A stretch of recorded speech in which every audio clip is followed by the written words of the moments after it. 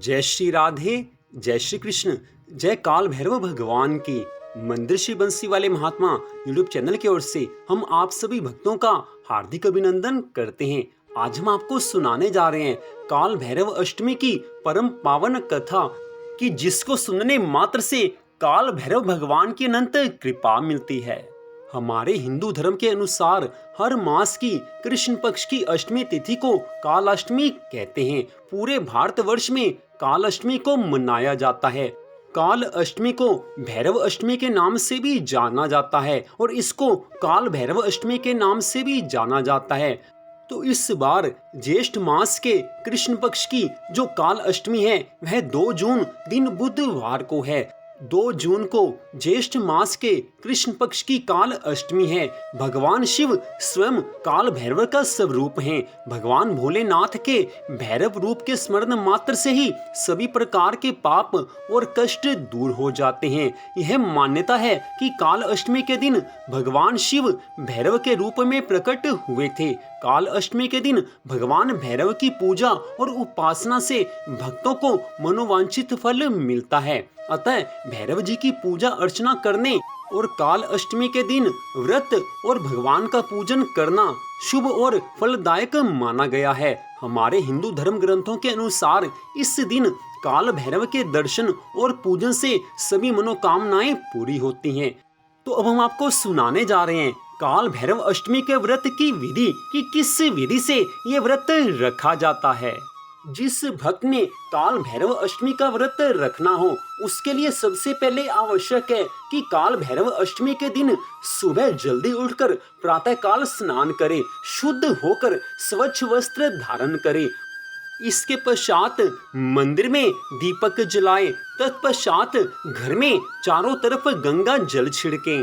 भगवान भैरव बाबा की सच्ची श्रद्धा भावना से पूजा करे, उनके चरणों में पुष्प चढ़ाए, धूप दीप आदि से फल इत्यादि से उनका पूजन करे। भैरव बाबा का पूरी श्रद्धा भावना से मन में ध्यान करे। उसके पश्चात काल भैरव अष्टमी की कथा को सुने या उस कथा को पढ़े। उसके पश्चात भैरव चालीसा का पाठ करे। इसके पश्चात भैरव बाबा को फल का, साथ में दूध से बनी हुई मिठाई का या गुड़ से बनी हुई मिठाई का भोग लगाएं। इससे भैरव बाबा प्रसन्न होते हैं। इसके पश्चात भैरव बाबा को प्रसन्न करने के लिए उनके वाहन कुत्ते को अर्थात श्वान को भी आप मीठी रोटी खिलाएं। इससे भगवान भैरव बाबा की कृपा मिलती है। तो अब हम आपको सुनाने जा रहे हैं काल भैरव अष्टमी की परम पावन कथा कि जिस कथा को सुनने मात्र से भगवान काल भैरव जी की अनंत कृपा मिलती है। तो वो कथा इस प्रकार है। हमारे धर्म ग्रंथों के अनुसार एक बार भगवान विष्णु और ब्रह्मा जी के बीच विवाद छिड़ गया कि श्रेष्ठ कौन है। यह विवाद इतना अधिक बढ़ गया कि सभी देवगण घबरा गए। सभी देवता सोचने लगे कि अब प्रलय होने वाली है और सभी देव भगवान शिव के पास से चले गए और समाधान ढूंढने में सब लग गए। तब भगवान शिव ने एक सभा का आयोजन किया और इस सभा में सभी ज्ञानी, ऋषि मुनि, सिद्ध संत इन सभी को आमंत्रित किया गया। साथ में ही भगवान विष्णु और ब्रह्मा जी को भी आमंत्रित किया गया। उस सभा में लिए गए एक निर्णय को भगवान विष्णु तो स्वीकार कर लेते हैं, लेकिन उस निर्णय से ब्रह्मा जी संतुष्ट नहीं होते। वे महादेव भगवान का अपमान करने लगते हैं। शांत चित्त शिव यह अपमान सहन ना कर सके और ब्रह्मा द्वारा अपमानित किए जाने पर उन्होंने रौद्र रूप धारण कर लिया। भगवान शंकर प्रलय के रूप में नजर आने लगे और उनका रौद्र रूप देखकर तीनों लोग भयभीत हो गए। देवता भी उस समय भय के मारे कांपने लगे। भगवान शिव के इसी रुद्र रूप से भगवान भैरव प्रकट हुए।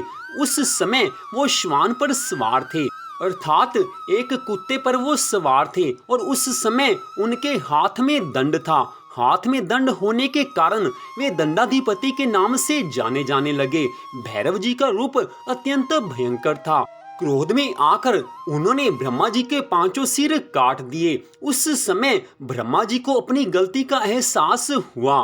तत्पश्चात ब्रह्मा जी और श्री हरि विष्णु भगवान के बीच विवाद खत्म हो गया और उन्होंने ज्ञान को अर्जित किया।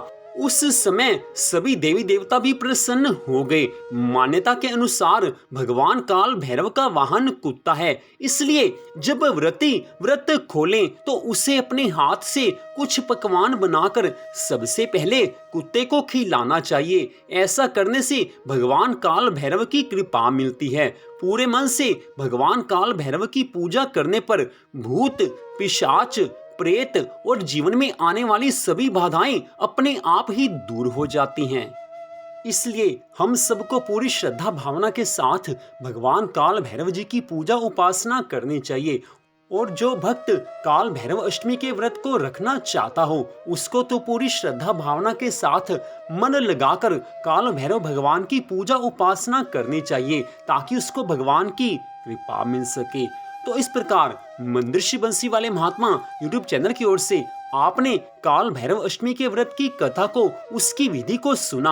आप सबका हार्दिक धन्यवाद। आप सबसे एक छोटा सा निवेदन, मंदिर बंसी वाले महात्मा यूट्यूब चैनल को आप सब्सक्राइब कर लीजिए, ताकि भगवान की अन्य कथाओं को भी आप सुन सकें। श्रीमद् भागवत महापुराण की कथा को भी आप हमारे चैनल पर सुन सकते हैं। तो आप सबका फिर से धन्यवाद।